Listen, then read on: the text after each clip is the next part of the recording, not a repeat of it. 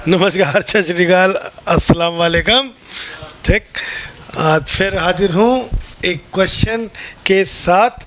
Last time पे एक question किया था, लास्ट क्लास में हम लोगों ने एक क्वेश्चन दिया भी था, मैंने 48 दिया था, और एक ये वाला कुछ करवाया भी था ना, चेंज इन, ये नहीं करवाया क्या कि अगर किसी वेक्टर को ये करवाया, मैंने प्रूफ किया था ये, तो इसका आंसर कौन सा आएगा? आपको याद होगा कि किसी वेक्टर ए को अगर हम थीटा डिग्री रोटेट कर देते हैं,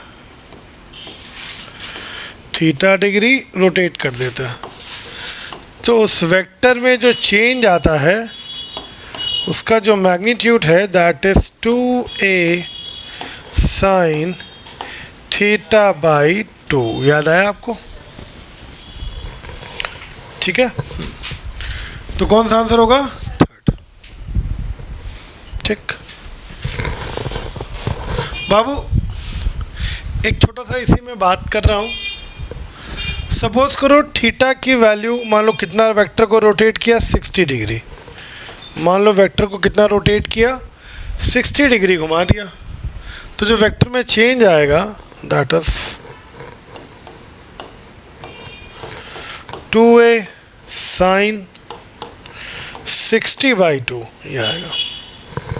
ठीक है, पूरे में बाई 2 नहीं है, ये ध्यान रखना, कुछ लोग पूरे में सोच लेते हैं, पूरे में नहीं है।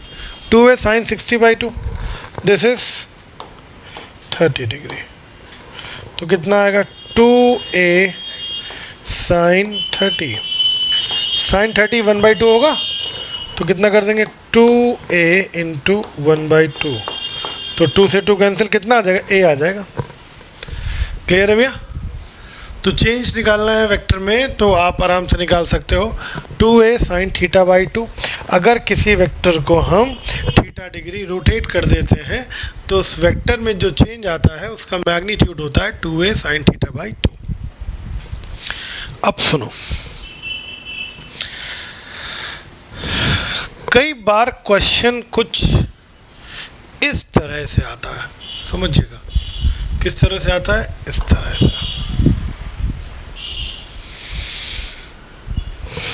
इस पर गौर करना, ये जो लिखा है गौर कर रहे हो? ठीक, यानी कि वेक्टर में चेंज उसका magnitude 2a sine theta by 2। ऐसे ना लिख के ऐसे लिखते हैं,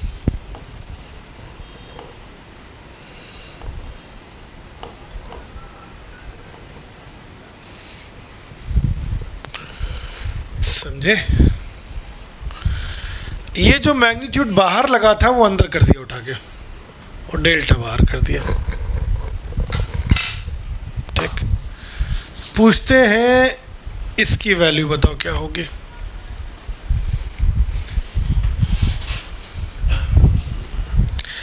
अब बच्चे समझ ही नहीं पाते कि इन दोनों में आखिर डिफरेंस क्या है, इन दोनों में अंतर क्या है, क्या फ़र्क है दोनों में। उन्हें लगता है ये तो एक ही चीज़ दी हुई है, क्या फ़र्क है इन दोनों में। ठीक है, अरे बहुत बड़ा फ़र्क है, मैं तुमको सिखाता हूँ कैसे करा जाता है, ये किस तरीके से ये आता है। देखो, अगर ऐसे लिखा है और ऐसे लिखा है, इसको कैसे पढ़ेंगे हम लोग, इन दोनों में क्या फ़र्क है। पढ़ने का तरीका समझो। पढ़ने का तरीका होता है, हमेशा सबसे इनर पोर्शन से शुरू करते हैं, सबसे इनर से, और आउटर की तरफ चलते हैं। इनर से शुरू करते हैं और आउटर की तरफ जाते हैं। ठीक साहब, जब इनर से शुरू करेंगे और आउटर की तरफ जाएंगे तो पढ़ने की टेक्निक भी वही होगी। देखो, इसको कैसे पढ़ेंगे, इसको पढ़ेंगे, वेक्टर ए में चेंज निकालो, डेल्टा मतलब चेंज, वेक्टर ए में चेंज निकालो और फिर उसका मैग्नीट्यूड बताओ। तो वेक्टर ए में चेंज निकाला, हम लोग निकाला था, और उसका मैग्नीट्यूड कितना आया था? 2a sine theta by 2। Vector A में चेंज निकालो, फिर उसका मैग्नीट्यूड बताओ। ठीक, और अगर ये होगा, वेक्टर ए का मैग्नीट्यूड निकालो और फिर उसमें चेंज बताओ। वेक्टर ए का मैग्नीट्यूड निकालो और फिर उसमें चेंज बताओ, तो वो ज़ीरो होगा। कैसे? अगर वेक्टर ए मान लो 10 न्यूटन है तो बाद में भी तो 10 ही न्यूटन होगा। अरे कोई व्यक्ति अगर फोर्स लगा सकता है 10 न्यूटन का, तो चाहे ऐसे लगा दे तब भी 10 का लगाएगा, ऐसे लगा दे तब भी 10 का लगाएगा। तो ये भी 10, ये भी 10। तो अगर ये चीज़ पूछेंगे तो देखो क्या आएगा, वेक्टर ए का मैग्नीट्यूड निकालो 10 और उसमें चेंज बताओ। 10 पहले भी है, 10 बाद में भी है, तो चेंज कितना? 0, 10 माइनस 10 दैट इज 0। नहीं समझ में आया? बोलो भैया। वेक्टर ए में चेंज निकालो, वेक्टर ए का मैग्नीट्यूड निकालो, फिर उसमें चेंज निकालो। और इसका मतलब क्या है? इसका मतलब है वेक्टर ए में चेंज निकालो फिर उसका मैग्नीट्यूड बताओ। दोनों में अंतर समझ गए? दोनों में डिफरेंस समझ में आया? दोनों में क्या डिफरेंस है ये क्लियर हुआ? लिखोगे? Yes sir. लिखो, ये बहुत इंपॉर्टेंट पॉइंट है। पहले ये लिखो, फर्स्ट नंबर पे ये लिखो, इसका मतलब क्या है? सेकंड नंबर पे ये लिखना। लिखो,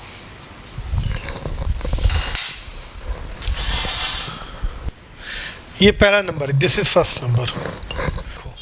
हमेशा कहाँ से पढ़ोगे? इनसाइड से, और बाहर की तरफ चलोगे। तो जब इनसाइड से पढ़ोगे और बाहर की तरफ चलना, इनसाइड में सबसे पहले क्या लिखा है? Vector A. वेक्टर ए के बाद क्या लिखा है? डेल्टा। वेक्टर ए में चेंज निकालो फिर उसका मैग्नीट्यूड बताओ, फिर उसका मैग्नीट्यूड बताओ।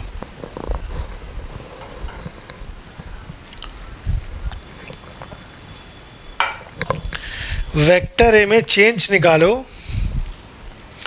वेक्टर ए में चेंज निकालो फिर उसका मैग्नीट्यूड बताओ। दोबारा बता रहा हूँ, सुन लो ये। वेक्टर ए में चेंज निकालो, अंदर से पढ़ना शुरू करते हैं। वेक्टर ए में चेंज निकालो, वेक्टर ए में चेंज कितना आया था? 2a sin θ/2, उसका मैग्नीट्यूड वही रहेगा 2a sin θ/2। ठीक है? ठीक है? ये वाला देखो, अब ये वाला लिखो, नोट किया? Yes sir. लिखवाऊं? इसका मतलब होगा अंदर से पढ़ना शुरू करो, सब ए से पढ़ना शुरू करो। वेक्टर ए, फिर जब बाहर की तरफ चलोगे तो क्या आएगा? बाहर की तरफ चलो, वेक्टर ए का मैग्नीट्यूड निकालो और फिर उसमें चेंज निकालो। वेक्टर ए का लिख लो, वेक्टर ए का मैग्नीट्यूड निकालो और फिर उसमें चेंज निकालो।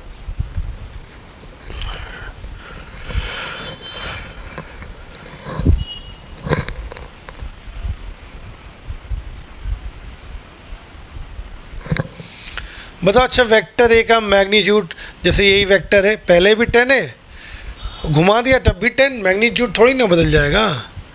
तो बताओ, वेक्टर ए का मैग्नीट्यूड निकालना है और फिर मैग्नीट्यूड में चेंज निकालना है। तो मैग्नीट्यूड पहले भी 10 है और बाद में भी 10 है, तो चेंज कितना? 0। तो चेंज कितना? 0। ठीक? और एग्जाम्पल की ज़रूरत ही नहीं, ये क्वेश्चन ही दिया है पहले वाले के लिए। A vector A is turned through an angle theta about the initial point, then the magnitude of change in vector, यानी ये पूछा है magnitude of change in vector। बल की ज़रूरत ही नहीं है, magnitude of change in vector। Clear है भैया? ये 2a sin θ/2 होगा। क्या होगा?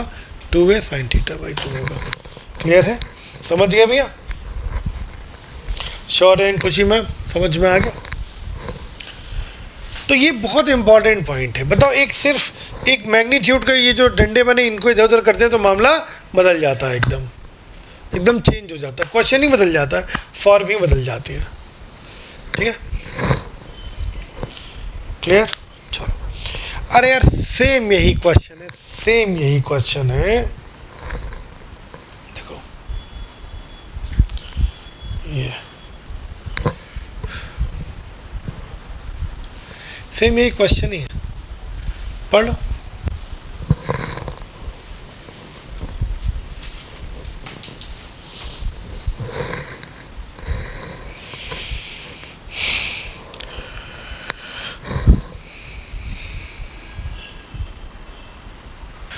ए particle is moving on a circular path. अरे बहुत आसान है यार, देखो। अरे यही पुराना वाला क्वेश्चन है बाबू, ये तो क्वेश्चन है। पार्टिकल सर्कल में घूम रहा है, फोर्स एकदम से 2v sin थीटा बाई 2 एकदम से। भाई पहले बताओ कितना चेंज हुआ है, कितना एंगल घूमा है। पहले वेलोसिटी इधर होगी, हाँ सर्कल में वेलोसिटी टेंजेंट के अलोंग होती है, और इधर वेलोसिटी इधर होगी। भाई वेलोसिटी कितना एंगल घूम गई।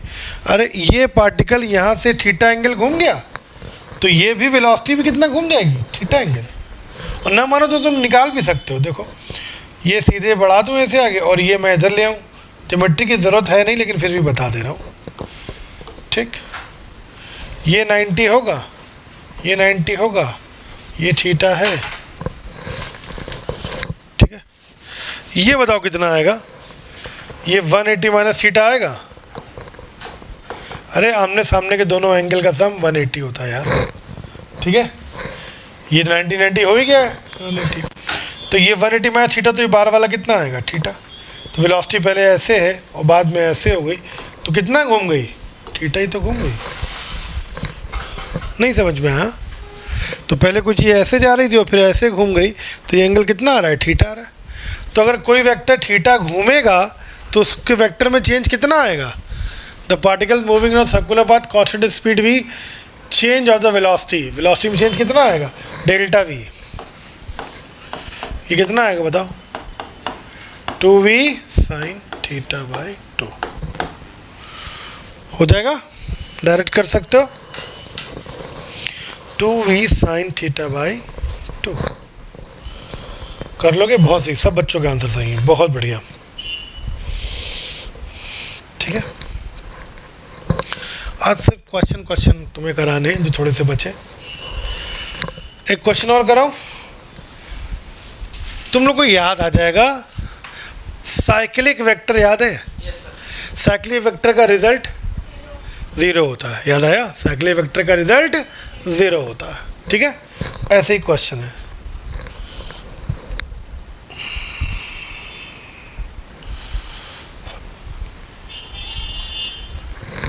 पढ़ो, कोई जल्दीबाजी नहीं है, आराम से करना। 2 मिनट का टाइम ले लो, सब सोच समझ के करना, कोई नहीं, आराम से करो यार, टेक योर टाइम। वेक्टर लगभग खत्म है, यस एंड है। मैं बताता हूँ, देखो कुछ बातें ध्यान रखो, कुछ बातें तस्कीन भाई। तो एक तो जो बातें बताने जा रहा हूँ ना बाबू, ये नोट ही कर लेना, ध्यान रखना। कभी भी अगर कोई ऐसा ट्रायंगल दिया हो, ये 3 वेक्टर दिए हैं, ट्रायंगल लग जाएगा, ठीक। या कभी ट्रायंगल दिया हो, ठीक, और डाटा ऐसे दिए हो 3 4 5, एक साइड 3 है, एक साइड 4, एक साइड 5, 100% समझ जाना ये राइट एंगल ट्रायंगल है। देख लो कैसे, ये 3 ये 4, पाइथागोरस से ये 5 ही आएगा। √3 का स्क्वायर प्लस 4 का स्क्वायर 5 आएगा। मैं बता रहा हूँ तुमको, कहीं दिया हो 6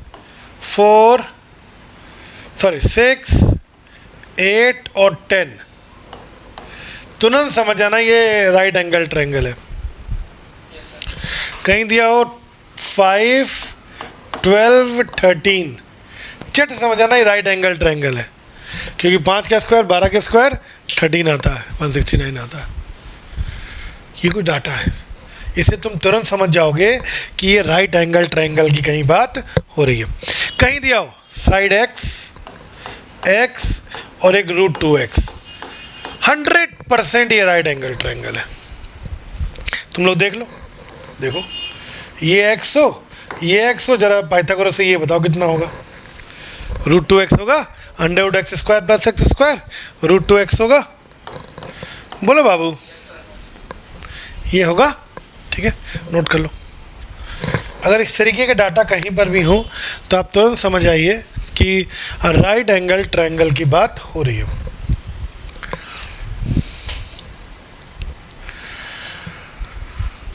ये सब कर दो।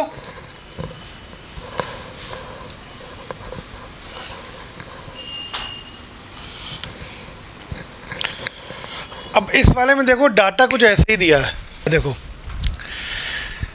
P और Q बराबर है, P और Q के जो मैग्नीट्यूड दिए हैं देखो बराबर दिए हैं, देखो बराबर दिए हैं। अगर मैं मान लूँ P हमारा x है, ये P जो है दिस इज आवर x, तो Q भी x होगा, मैग्नीट्यूड में बराबर है, मैग्नीट्यूड में बराबर है। तो अगर मैं P कह दूँ x, तो इसका मतलब Q भी हमारा x। अब एक चीज़ और देखो, जो इसका रिजल्टेंट है वो √2p के बराबर है। p तो x है ना, p तो कितना है, x है ना, तो यानी कि रिजल्टेंट जो r है या तीसरा जो वेक्टर है वो √2x है, √2x है। अब बताओ ये डाटा कैसा है, x x और √2x, बोलो x x एंड √2x। इसका मतलब ये राइट एंगल ट्रायंगल है, बोलो बाबू, इसका मतलब ये राइट एंगल ट्रायंगल की बात हो रही कहीं ना कहीं, इसका मतलब, और वो भी साइक्लिक है। अब कहोगे साइक्लिक कैसे है, देख लो, P plus Q plus R कितना है, 0 है, तो P Q R ये तीनों जो हैं वो साइक्लिक होंगे। वहाँ लिखो P plus Q plus R, जहाँ लिखा है अंडरलाइन करके लिखो कि ये साइक्लिक होंगे, तीनों तीनों कैसे होंगे, साइक्लिक होंगे।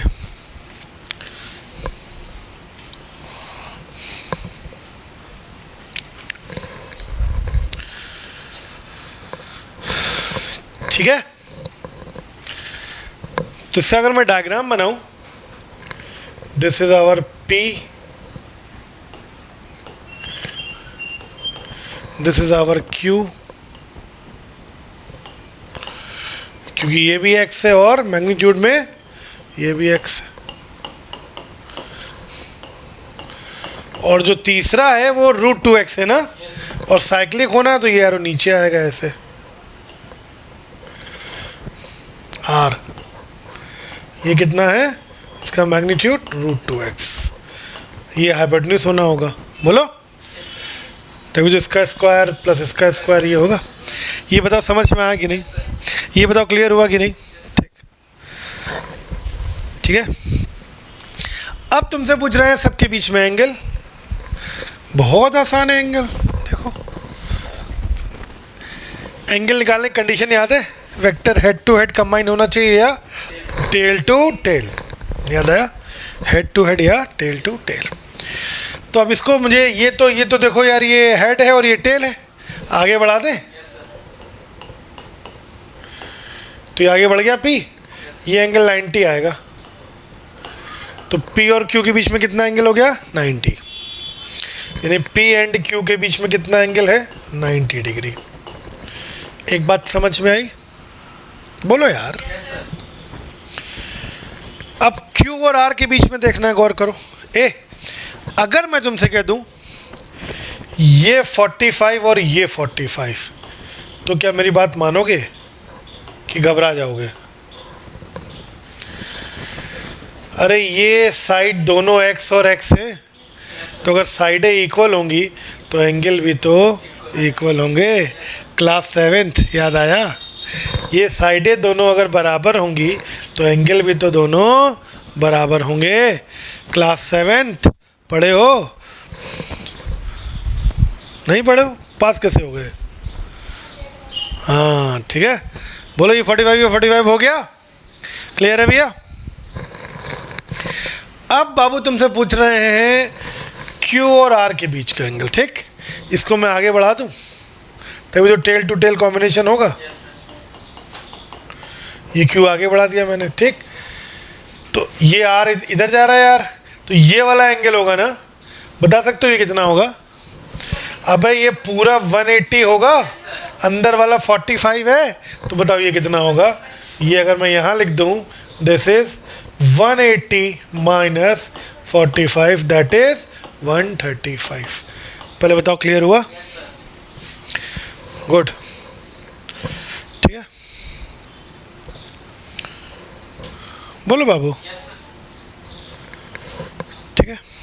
वैसे यहाँ देखो, इसको मैं आगे बढ़ा दूँ, क्योंकि ये हेड टू टेल है, आगे बढ़ाना पड़ेगा मुझे, आगे बढ़ाते तो टेल टू टेल कॉम्बिनेशन हो गया, ये आर आ गया, ये वाला एंगल लेंगे, बताओ कितना होगा। अरे पूरा 180, ये 45, तो ये कितना होगा 135 होगा। पहले बताओ समझ में आया कि नहीं, क्लियर है। तो कौन सा आंसर 90, 135 एंड 135, क्योंकि सबसे पहले P और Q के बीच में एंगल पूछा है, फिर Q और R के बीच में पूछा है, फिर R और P के बीच में पूछा है। अगला क्वेश्चन एक करा रहा हूँ, बहुत आसान क्वेश्चन है। 58 तुम लोग खुद बता दोगे।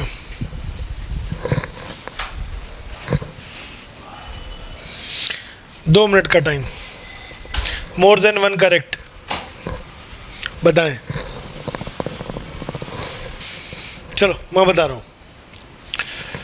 सर जी गौर करिएगा, थोड़ा सा हमारी बात पर ध्यान दीजिएगा बाबू। ए क्रॉस बी याद है मैग्नीट्यूड इसका, ए क्रॉस बी का magnitude A B sine theta होगा, बोलो बच्चों। ठीक, और अगर मैं पूछूं कि इसकी मैक्सिमम वैल्यू बताओ ए क्रॉस बी की, तो ए क्रॉस बी की भैया मैक्सिमम वैल्यू कब होगी, जब साइन थीटा मैक्सिमम होगा। कब होगी, जब sine theta maximum.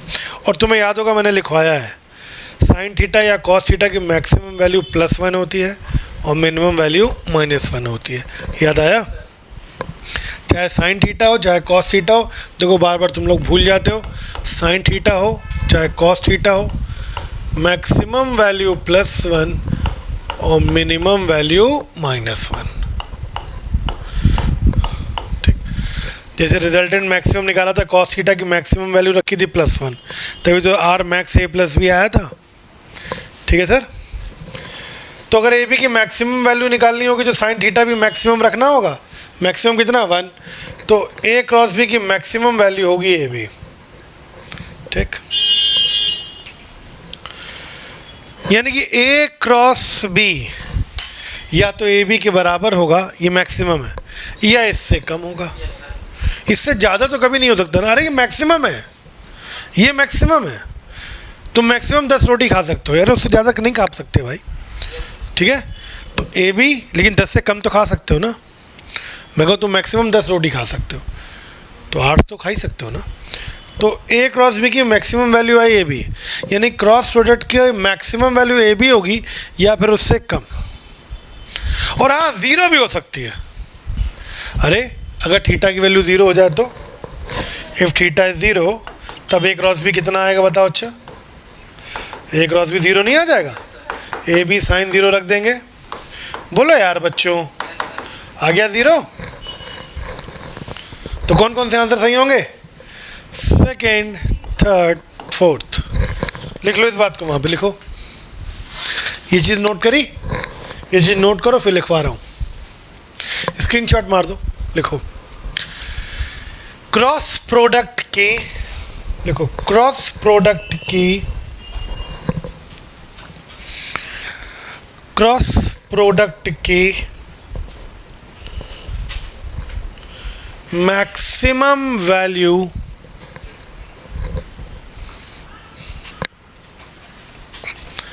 Cross product की मैक्सिमम वैल्यू ए बी होगी, ए बी होगी या फिर उससे कम होगी, या फिर उससे कम होगी।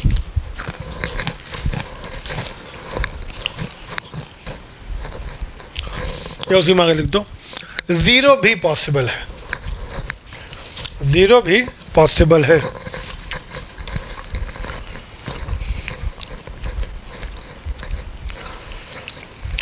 अगर एंगल 0 हो जाए।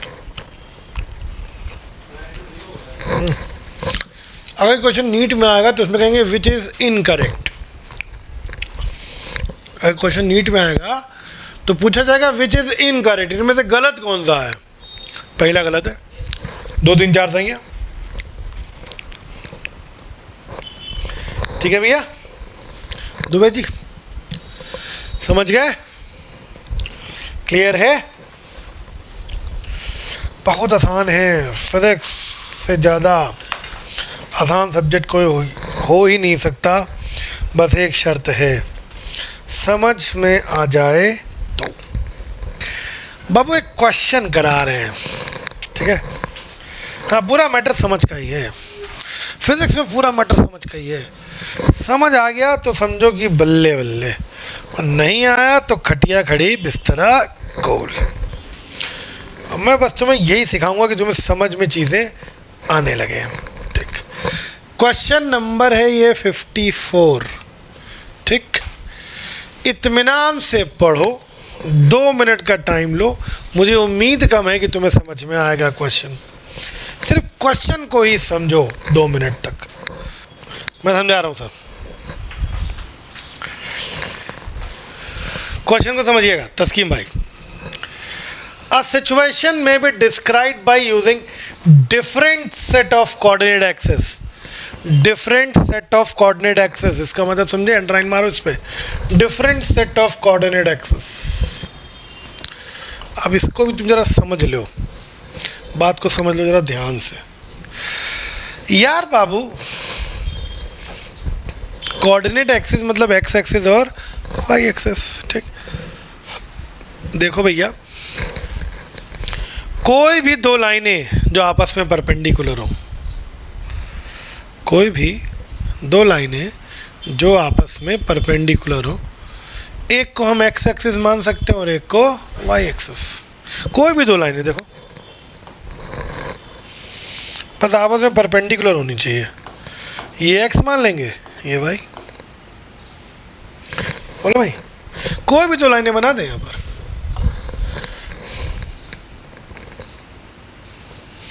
बस आपस में परपेंडिकुलर होनी चाहिए। इसको एक्स कहते हैं, इसको वाई। कोई दिक्कत है क्या? बोलो भाई, कोई भी 2 लाइनें जो आपस में परपेंडिकुलर हों, एक को मैं एक्स मान सकता हूँ और एक को मैं वाई मान सकता हूँ। This is x, this is y. पर तो ये समझ में आया, ये बात क्लियर हुई? ठीक, तो यहाँ यही तो कह रहे हैं, different set of coordinate axes. Different set मतलब कभी लाल वाले से देखा जाता है, कभी हरे वाले से देखा जाता है, कभी नीले वाले से देखा जाता है। ठीक, different set of coordinate axes है ये। बोलो, अब सुनो सर, गौर करिएगा, इसमें बहुत कलर ले सकते हैं ना, अलग अलग एक्सेस बना रहा हूँ। ठीक,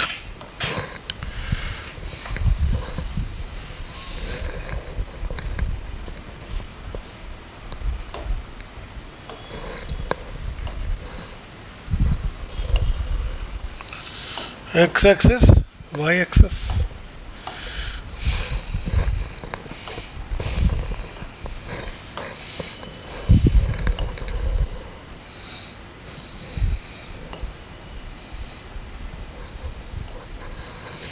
एक्स एक्सिस, वाई एक्सिस।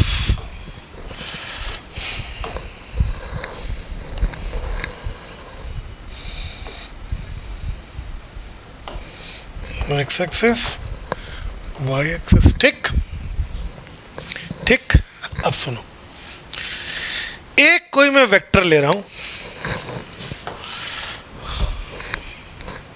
मैं वेक्टर में वाइट कलर से लूंगा और थोड़ा जोरदार लूंगा।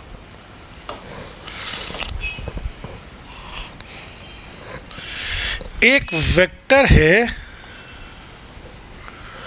कोई यहाँ पे 10 न्यूटन का, एक कोई वेक्टर है 10 न्यूटन का। ठीक, देखो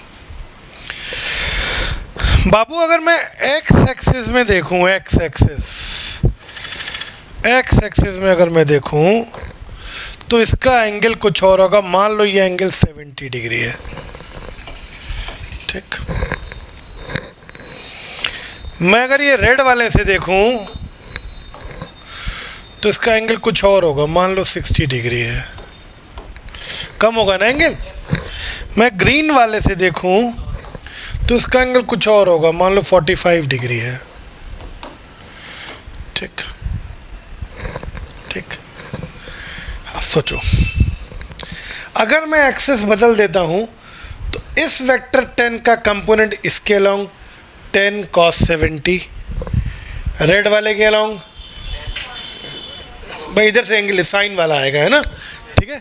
सबसे भाई अलग अलग आएगा कि नहीं आएगा एंगल, बोलो भाई। रेड वाले, एक मिनट यार, एक चीज़ गड़बड़ कर दी मैंने, एक्सिस से एंगल देखना है ना, एक मिनट रुक जाओ यार, तुम लोग थोड़ा सा कंफ्यूज हो जाओगे इसमें।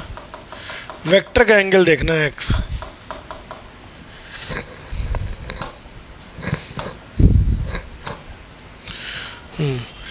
ये वेक्टर ग्रीन वाले एक्सिस से कितना बनाएगा, ग्रीन वाले एक्सिस से, ग्रीन वाले एक्सिस से ये एंगल बनाएगा।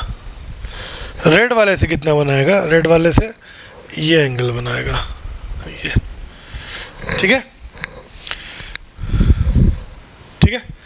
तो मैं अगर इसमें कंपोनेंट देखूं तो ये 70 का एंगल है, तो इसमें अगर मैं कंपोनेंट देखूंगा तो कितना आएगा, 10 cos 70, ठीक।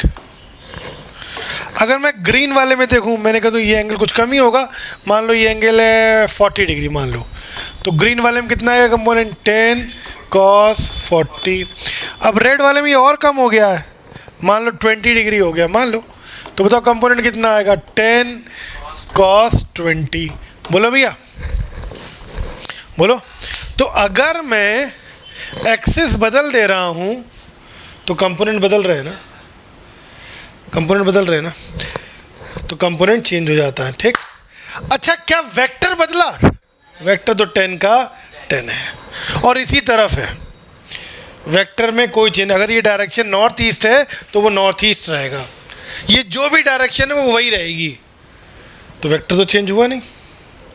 क्या वेक्टर का मैग्नीट्यूड बदला, नहीं, एक्सिस बदल तब भी वेक्टर तो 10 ही न्यूटन है, क्या मैग्नीट्यूड बदला, नहीं। क्या उसकी स्केलर वैल्यू बदली है, स्केलर वैल्यू का मतलब मैग्नीट्यूड ही होता है, नहीं। सिर्फ बदला तो क्या बदला, कंपोनेंट, सिर्फ बदला तो क्या बदला, कंपोनेंट बदला ना, तो वेक्टर बदला। अगर ये डायरेक्शन ईस्ट वेस्ट है तो ईस्ट वेस्ट ही रहेगा, या नॉर्थ ईस्ट है तो नॉर्थ ईस्ट ही रहेगा, ठीक। ना तो वेक्टर बदला, ना उसका मैग्नीट्यूड बदला, या फिर कहते तो ना ही उसकी स्केलर वैल्यू बदली, सिर्फ बदला तो क्या बदला, कंपोनेंट बदला। पूरा समझ में आया। तो डिफरेंट कोऑर्डिनेट एक्सिस लेने पर सिर्फ कंपोनेंट चेंज होता है, ना वेक्टर बदलता है, ना उसकी न्यूमेरिकल वैल्यू बदलती है, ना उसका मैग्नीट्यूड। न्यूमेरिकल वैल्यू को ही मैग्नीट्यूड कहते हैं। क्लियर है। तो कौन कौन से आंसर सही होंगे। कहते हैं which the following do not depends. Vector कैसे बदलेगा, वेक्टर की अगर ये डायरेक्शन भाई साहब मैं कहता हूँ नॉर्थ ईस्ट डायरेक्शन है, तुम ऐसे फोर्स लगा रहे हो ऐसे, तो तुम तो ऐसे ही लगाते रहोगे ना फोर्स। नॉर्थ ईस्ट डायरेक्शन है मान लो ये, तुम तो नॉर्थ ईस्ट में ही लगाते रहोगे ना, क्या तुम्हारी डायरेक्शन है फोर्स बदल जाएगा तुम्हारा। तो किसी भी एक्सिस से देखो, यहाँ कोई भी एक्सिस देखा जाए, अबे तुम तो ऐसे ही लगा रहे हो, तो कहाँ बदलेगा वेक्टर, बताओ। ठीक है सर, बनाओगे डायग्राम।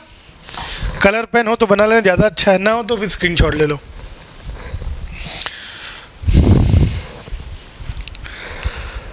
एसएस ले लो, ज़्यादा अच्छा। हाँ हाँ, वेरी गुड।